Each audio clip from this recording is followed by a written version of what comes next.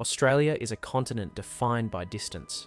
Beyond its famous coastlines, beyond its major cities, lies an immense interior where the landscape stretches for hundreds of kilometres and permanent communities become increasingly rare. Yet scattered across this vast and unforgiving country are towns that continue to survive against extraordinary odds. Some were built beside ancient stock routes, others grew because of railways, precious minerals, reliable water sources, or opportunities found nowhere else on Earth. Each one exists for a different reason. Together, they reveal a very different Australia. This is the story of 12 of Australia's most isolated towns and the remarkable forces that allowed them to endure beyond the tourist trail. Australia's remote interior has often been described as empty, a landscape of deserts, endless plains and vast distances, separating one settlement from the next. But that impression hides a far more remarkable story. For more than a century, communities have taken root in places where permanent settlement seemed almost impossible. Some depended on rivers that never stopped flowing.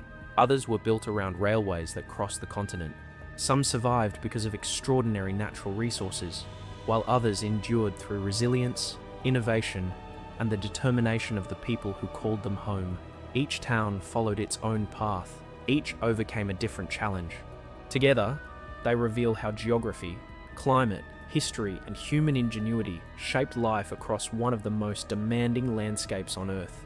To understand Australia's most isolated towns, we must first understand why they exist at all. That investigation begins in the far northeastern corner of South Australia, in a town that became a lifeline across the desert.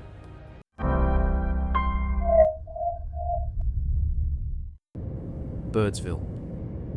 More than 1,500 kilometres from Adelaide, near the edge of the Simpson Desert, lies Birdsville. Today, it is one of Australia's most recognisable remote towns, but its survival was never guaranteed. For thousands of years, this landscape has been the traditional country of the Wangkanguru Yaluyandi people, whose deep understanding of water, seasons, and the desert made life possible in an environment that few outsiders understood. When pastoral expansion reached the Channel Country during the late 19th century, Birdsville emerged at the meeting point of stock routes, carrying cattle between South Australia and Queensland. Although surrounded by some of the driest country on the continent, the seasonal waterways of the Channel Country created opportunities that did not exist across much of the surrounding desert. Its isolation quickly became both its greatest challenge and its greatest advantage. Merchants, drovers, and travellers depended on Birdsville as a place to rest, resupply, and prepare before continuing across one of Australia's most demanding landscapes. What began as a remote frontier settlement gradually became an essential gateway to the desert, but trade alone could not overcome the immense distances of the Australian interior. If towns like Birdsville were to survive, they needed something more. They needed a way to stay connected.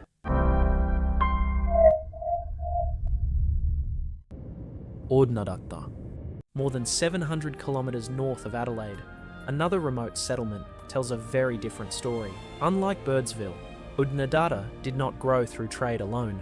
Its existence was shaped by one of the most ambitious infrastructure projects in Australian history.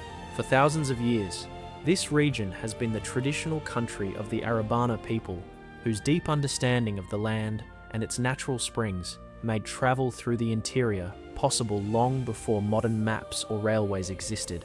In the late 19th century, those same routes became the foundation for the overland telegraph, and later, the Central Australia Railway. Suddenly, a place that had once seemed impossibly distant became one of the most important links between Australia's south and its remote interior. Trains carried supplies, livestock, mail, and people across vast distances, while the telegraph allowed messages to travel in minutes instead of weeks. Isolation had not disappeared. It had been transformed. Oodnadatta became proof that connection could reshape the outback, yet even railways depended on something just as important: the people who had crossed these immense landscapes long before locomotives ever arrived. That story leads to another small settlement, where camel caravans once connected the Australian interior to the rest of the continent.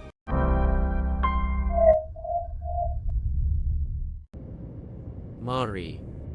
Long before engines crossed the Australian interior, Survival depended on people who understood how to travel through it. More than 650 kilometres north of Adelaide, Marri became one of the most important crossroads in outback Australia. For countless generations, this region has been the traditional country of the Dieri people, whose knowledge of water sources and seasonal movement shaped life across this challenging landscape. During the late 19th century, Marri evolved into a vital transport hub where the routes of explorers, pastoralists and traders converged. But it was the arrival of Afghan cameleers and their camel caravans that transformed the settlement into a gateway to Australia's remote interior, carrying food, equipment, mail, and supplies. The camel teams crossed landscapes that horses and bullocks often could not. They connected isolated stations, construction camps, and emerging settlements, helping sustain communities hundreds of kilometres from the nearest major town. Marri became more than a stop along the journey. It became a meeting place of cultures, ideas, and commerce, demonstrating that the outback was never as isolated as it appeared. But transport networks do not remain unchanged forever. As new technology replaced old routes, some towns adapted, while others were forced to redefine their purpose. Few places illustrate that transformation more clearly than Cook.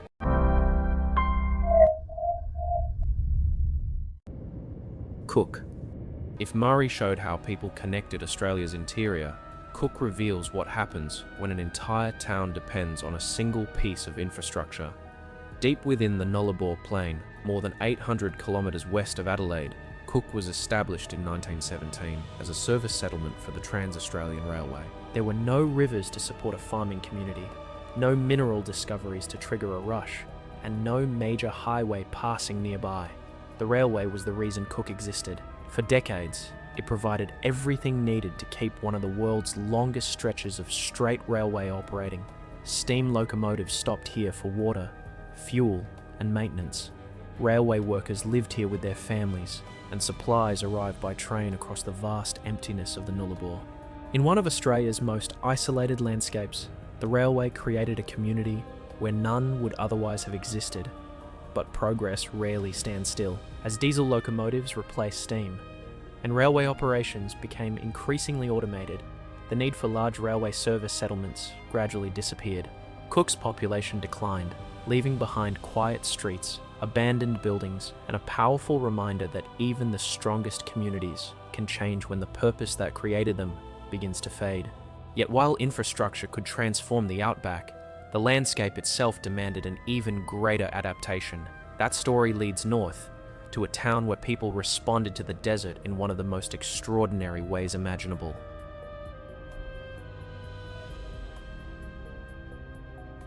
Coober Pedy. Few places demonstrate human adaptation more dramatically than Coober Pedy.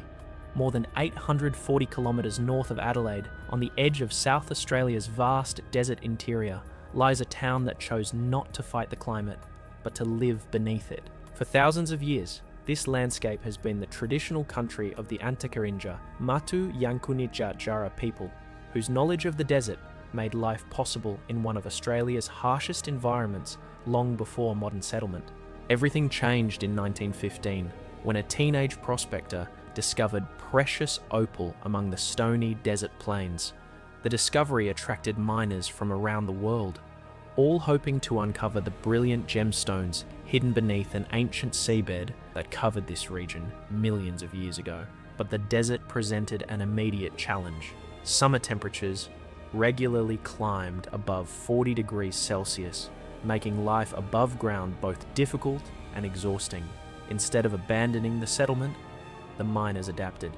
Using the same excavations created while searching for opal, they carved homes, churches, hotels and workshops beneath the surface, where temperatures remained remarkably stable throughout the year.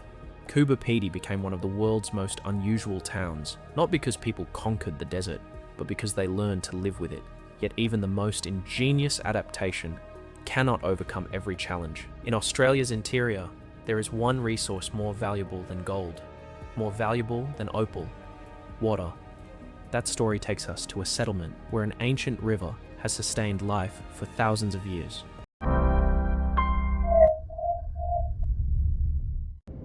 Innamincka. Across much of Australia's interior, life is defined by one simple question: where is the water? More than 1,000 kilometres northeast of Adelaide, on the banks of Coober Creek, lies Innamincka, one of Australia's most remote permanent settlements. For thousands of years, this region has been the traditional country of the Yandrawanda and Yawarrawarraka peoples, whose knowledge of the creek, its floodplains and seasonal cycles, sustained life in an environment that often appeared unforgiving to outsiders. Unlike many rivers that flow continuously to the sea, Coober Creek follows its own rhythm. During dry years, it retreats into a series of waterholes, but after heavy rains far to the north, it spreads across the Channel Country, transforming the landscape into one of Australia's most remarkable inland ecosystems. These waters sustained Aboriginal communities for countless generations, later attracting explorers, pastoralists, and eventually the settlement that became Innamincka. The town is also closely linked to one of Australia's most enduring exploration stories. In 1861, Robert O'Hara Burke and William John Wills reached Coober Creek during their ill-fated expedition across the continent. Their journey ended not far from here, forever placing this remote landscape within Australia's national story. Today, Innamincka remains small, but its existence continues to depend on the same force that has shaped this country for thousands of years: water. Yet Australia's interior is shaped by more than rivers alone. In some places, the landscape itself never stops changing. Nowhere demonstrates that more dramatically than a lonely settlement on the edge of the Nullarbor, where the desert is slowly reclaiming the land.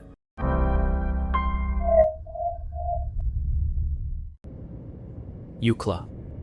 On Australia's southern coastline, where the vast Nullarbor Plain meets the Great Australian Bight, stands one of the country's most unusual remote settlements, Eucla. Its isolation is obvious. Its history is anything but.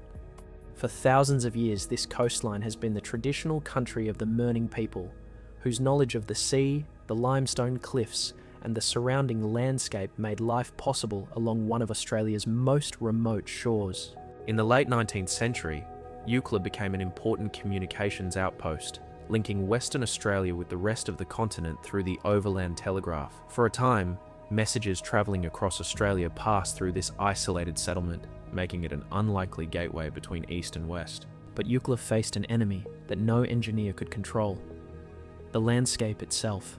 Powerful coastal winds gradually drove immense sand dunes inland, slowly engulfing buildings, roads, and sections of the original settlement. Rather than resisting the advancing dunes, the community adapted. A new township was established nearby, while the ruins of old Eucla were left partially buried beneath the sand, a reminder that even permanent settlements remain subject to the forces of nature. Today, visitors walk among those weathered ruins, where abandoned walls emerge from the dunes as though the desert itself is reclaiming history. Eucla reminds us that survival is not always about defeating the landscape. Sometimes, it means learning when to move with it. But not every remote town survived because the landscape changed. Some endured through decades of hardship, adapting again and again as industries rose and fell. That resilience brings us to another remarkable settlement.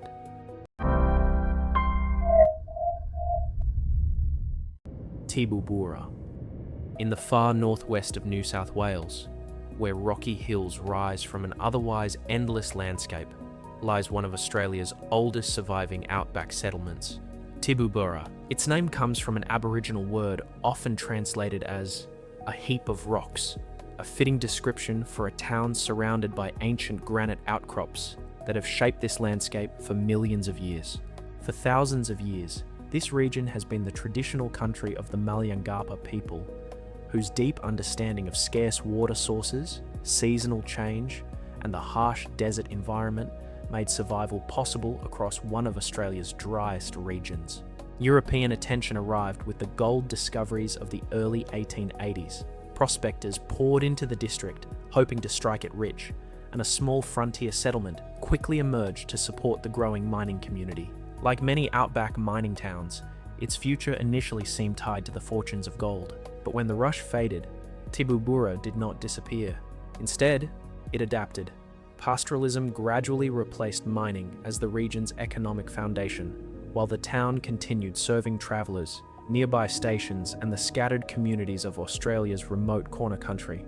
Across more than a century of droughts, floods, economic change, and isolation, Tibooburra endured, not because conditions became easier, but because each generation found a new reason to remain. Today, it stands as one of the clearest examples of resilience in the Australian outback, a reminder that survival is not always about rapid growth. Sometimes, it is simply about refusing to disappear. Yet some remote towns achieved something even more remarkable. Rather than merely enduring, they discovered an entirely new purpose. That transformation takes us to a tiny settlement overlooking the vast white expanse of Thunder Lake Air.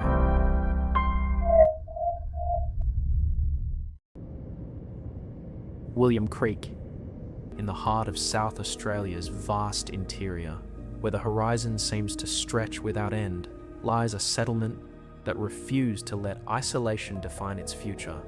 William Creek. With only a handful of permanent residents, it is one of Australia's smallest towns, yet its significance extends far beyond its size. For thousands of years, this region has been the traditional country of the Urabana people, whose knowledge of the surrounding landscape and the immense salt lake to the south shaped life here for countless generations.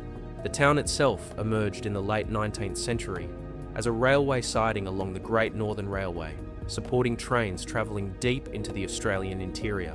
For decades, the railway gave William Creek its purpose. But as rail services declined and transport routes changed, the settlement faced the same question confronting many remote communities. How do you survive when the reason for your existence begins to disappear? William Creek found its answer, not beneath the ground or beside a river, but above it. Its small airstrip became the gateway to one of Australia's greatest natural spectacles. From here, aircraft carry visitors across Thunder Lake Air, revealing a landscape that can transform from a vast white salt pan into an inland sea after exceptional rains. What was once simply a railway stop became the starting point for a completely different journey. William Creek reminds us that survival does not always depend on preserving the past. Sometimes, it depends on discovering an entirely new future.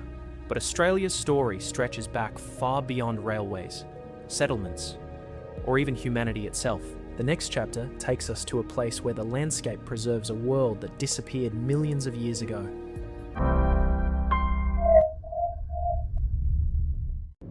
Winton. If William Creek showed how remote towns can reinvent themselves, Winton reveals that some places preserve stories far older than civilization itself. In Western Queensland, on the traditional country of the Koa, Guwa, people, the landscape appears quiet and timeless. But beneath these plains lies evidence of a world that existed more than 90 million years ago. During the Cretaceous period, much of inland Australia lay beneath the Innamincka Sea, a vast inland sea that covered enormous areas of the continent. As those waters slowly retreated, they left behind layers of sediment that would preserve one of Australia's richest fossil records. Over millions of years, dinosaurs, marine reptiles, and ancient plants became part of the landscape itself. Today, those fossils have transformed Winton into one of the world's most significant paleontological regions. Each new discovery reveals another piece of Australia's prehistoric story, offering fresh insights into ecosystems that disappeared long before the first people walked this land. Yet Winton is more than a window into deep time. It is also a reminder that Australia's landscapes have always been changing. Ancient seas became open grasslands. Prehistoric worlds gave way to pastoral communities. And today, scientific discovery continues to deepen our understanding of the continent's distant past. In Winton, history is measured not in centuries, but in millions of years. Yet even landscapes shaped by deep time remain influenced by forces we can still witness today. Across the Gulf country of Northern Australia, one extraordinary weather phenomenon returns with remarkable consistency, reminding us that the atmosphere can shape a place just as profoundly as its history.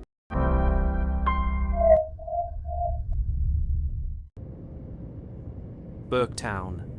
Far from Australia's major cities, on the southern shores of the Gulf of Carpentaria lies one of the country's most remote northern settlements, Burketown.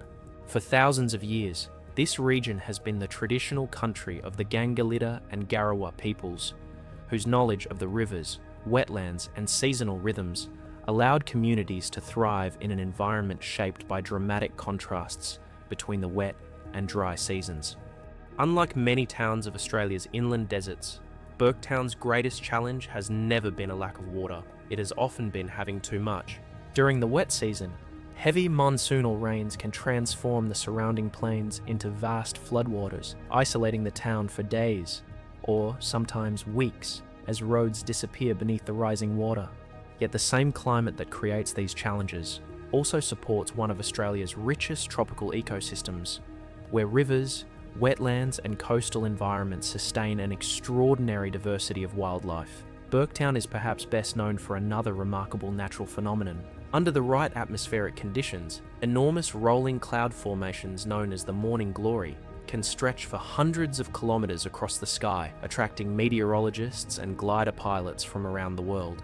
Even today, scientists continue to study exactly how these spectacular clouds form. Burketown reminds us that Australia's most isolated towns are shaped not only by history, but also by powerful natural forces that continue to influence daily life. And as our journey reaches its final destination, one town brings together many of the themes we've explored: isolation, resilience, adaptation, and the enduring connection between people and the land. Our final stop: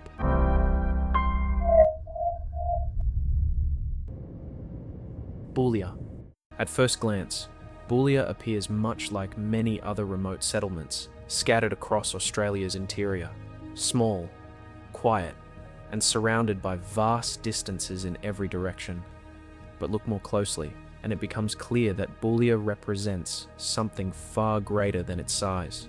For thousands of years, this region has been the traditional country of the Peda people, whose knowledge of the land, water, and changing seasons made life possible across these immense landscapes, long before modern roads connected the Outback. Like many remote towns, Boulia developed through pastoral expansion during the late 19th century, becoming an important service centre for the surrounding cattle stations of Western Queensland. Its isolation never disappeared.